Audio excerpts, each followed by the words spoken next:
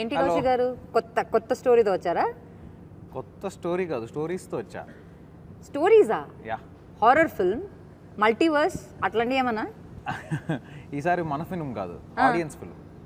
Audience ఫిల్మా? Yeah. అంటే మనం Whisper stories అని ఒక కాంటెస్ట్ పెట్టాం కదా, ఆ కాంటెస్ట్కి మనకి చాలా స్టోరీస్ వచ్చాయి. ఓకే. వాటిలోంచి బెస్ట్ స్టోరీస్ మనం ఫిల్టర్ చేసి ఆ ఫిల్టర్ చేసినవి మనం చదువుతున్నాం. అందులో నేను కొన్ని మీకు చదివి వినిపిద్దామని. ఇప్పుడు దాంట్లో మంచి దొరికితే మనం నెక్స్ట్ ఫిల్మ్ చేయొచ్చు. చేసేయచ్చు. Whisper stories. నా పేరు అర్జున్. రిలేటివ్స్లో ఒకరికి డెత్ అయిందని చాలా ఇయర్స్ తర్వాత మా ఊరికి వెళ్ళాను. అది పోస్ట్ కోవిడ్ కాబట్టి వర్క్ ఫ్రమ్ హోమ్ చేస్తున్నాను.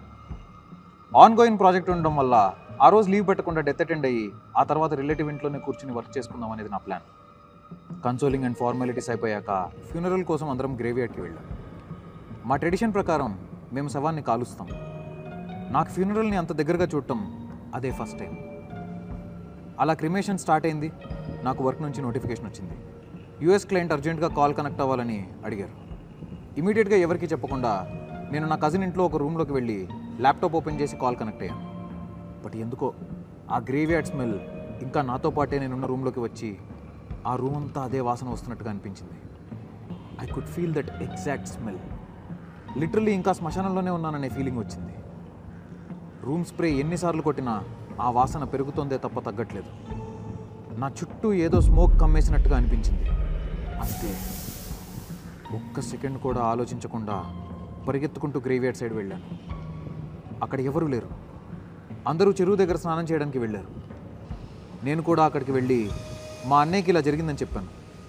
వాడు వెంటనే, రే పిచ్చోడా, శ్మశానం నుంచి డైరెక్ట్గా ఇంటికి వెళ్ళకూడదు, ఊరి చివరున్న ఈ చెరువు దగ్గర స్నానం చేశాకే వెళ్ళాలి, లేకపోతే ఇలాంటి విషయాలే జరుగుతాయి అని గట్టిగా తిడుతూ చెప్పాడు.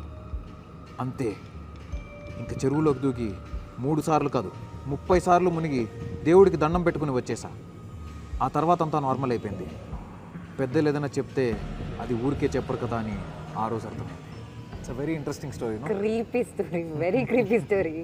అంటే మనం కూడా ఇప్పుడు ఒక గ్రేవ్యార్డ్ లో కూర్చుంటున్నాం. ఇంకా మన పరిస్థితి ఏంటో అనుకోకుండా గ్రేవ్యార్డ్ స్టోరీ ఏముంది, ఎక్కడికి వెళ్ళి మనం కూడా ఇంటికి వెళ్ళేటప్పుడు ఏ చెరువులోనో దూకి దండం పెట్టుకోవాలేమో.